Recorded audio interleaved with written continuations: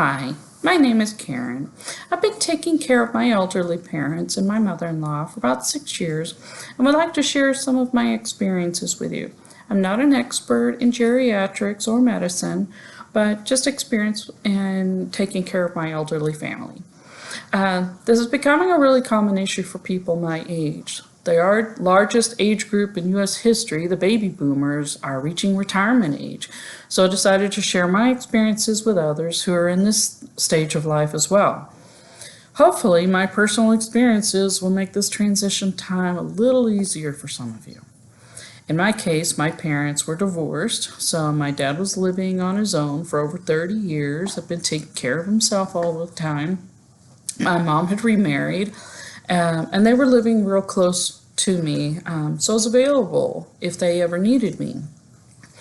Through this series of videos, I plan to discuss common needs of the elderly, the many hats you'll wear taking care of them, how I dealt with certain issues, and resources that I found helpful. So a little bit about our history. My late father was 80 when he started having health issues that were serious enough that he began needing assistance. He'd been living on his own in a neighboring town and was pretty much a loner. He didn't really make friends. He was diabetic, he had an artificial heart valve, and was taking a lot of medicine. I discovered one time that he would get tired of taking all of these medicines and would just skip a few days.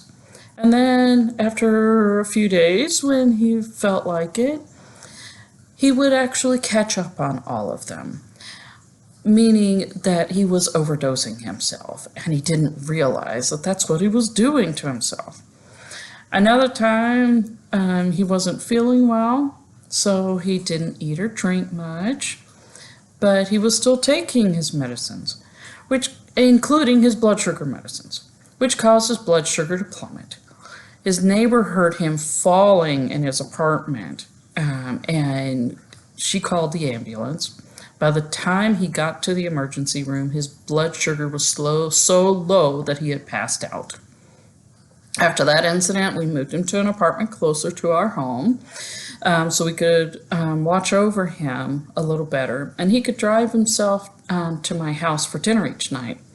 This worked out fine for a couple of years. My mother-in-law, who has severe fibromyalgia, had moved into the house right next door to us. So I was cooking dinner for 4 adults, trying to make sure that they were getting at least one good meal and some socialization in each day. 2 years later, he began having small strokes, my dad, and needed to move in with me and my husband. I'd been working full-time, but at this point, by the time he came out of the hospital after the second stroke, he was needing to go through a bunch of therapy.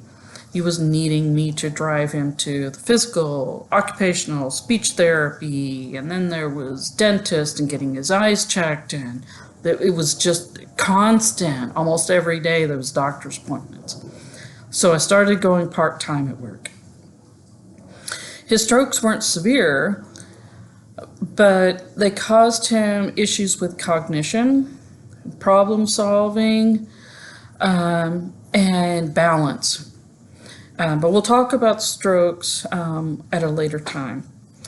So at this point, my dad was still physically able to get around. He was able to shower, dress himself, do just a little bit of driving around the house. He could make his coffee, etc. But his memory was starting to go, and he was having health issues with his balance and the ability to find the words that he wanted to say. For example, he would look at a cup, and he knew that that's what the word that he wanted to use, but he couldn't think of the word cup. So he would just stare at it or try to call it different things until he could finally get the word cup from his brain to his mouth.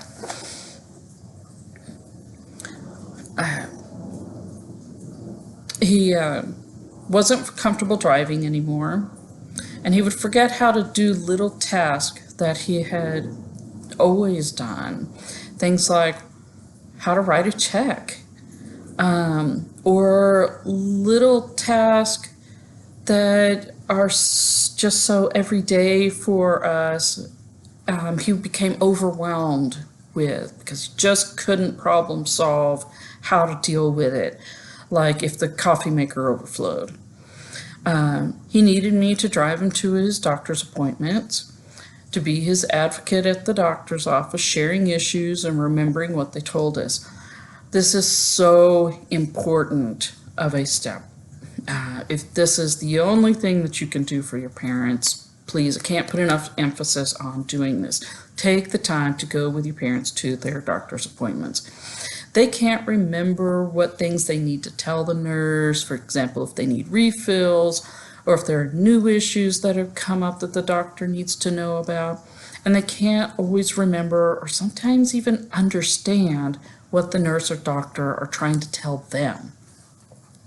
My dad appreciated so much just having a second pair of ears to remember what the doctors and nurses said. I go with my mother-in-law to her doctor's appointments as well because she's hard of hearing, and a lot of times she has a hard time hearing what the doctors are telling her because they talk so softly. If you start noticing your parents are having a hard time hearing you, or they're turning the volume up on the TV, try to speak up for them, turn your personal volume up, because I know they get tired of asking for people to repeat themselves. My mom, on the other hand, she's in good health, except that she had an episode a few years ago where she fell and bumped her head, and then a month later, she was out in her yard and got heat exhaustion. Between the two events, it caused some memory loss. She had been working in her yard and spent too much time in the sun. Ever since, she just hasn't been the same. Her biggest issue from this is that her brain loops a certain thought and she can't get off of it. You're going to find that some elderly people will ask you the same question over and over, or tell you the same little piece of information or the same story over and over in the same conversation within 5 minutes because their brain can't get off that thought. And it's called looping. I'm just forever grateful to my stepdad because he takes such good care of my mom on a daily basis. But they occasionally do call me when they need something, and it's usually something small, like come fix our TV because we pushed a button and we don't know how to get it back. We don't know how to correct it. One of the first common issues you'll discover with the elderly is that they're getting physically weaker. Back years ago, when my dad was still living on his own and we would meet for lunch and go out to the mall or something, I noticed that he would start listing to one side as we were walking. He wasn't ready to use a walker. He felt strong enough, but he just needed an arm to balance or to help him getting up or down off a curb. Many people are just too proud to use a cane or a walker unless they absolutely have to. So just stay beside them when you're walking out of the house with them. Just in case they want to borrow your arm to balance themselves. In the house, you're going to notice that they, what I call furniture surf. That means they're holding on to furniture as they're walking through the house. Holding on to the back of chairs and grabbing the wall as they're going down the hall. But we'll talk about safety in the house again at a later time. Even if you can't be there with them to see all these things directly, you can ask them over the phone how they're doing. Listen to their complaints. If they're having trouble getting in or out of the tub or the shower, is it getting harder for them to carry a basket of dirty laundry to the washing machine? Harder time getting dressed. They're not checking their mailbox very often because it's too far to walk.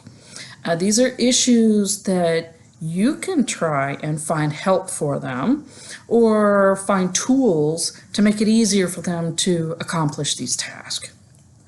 In future episodes of this series, we will talk about safety in the house, when to move them in with you or to some type of assisted living facility, watching them for dehydration, because a lot of elderly, they lose interest in eating and drinking, and if they become dehydrated, their medicines can really throw them off, and it can really cause some severe issues.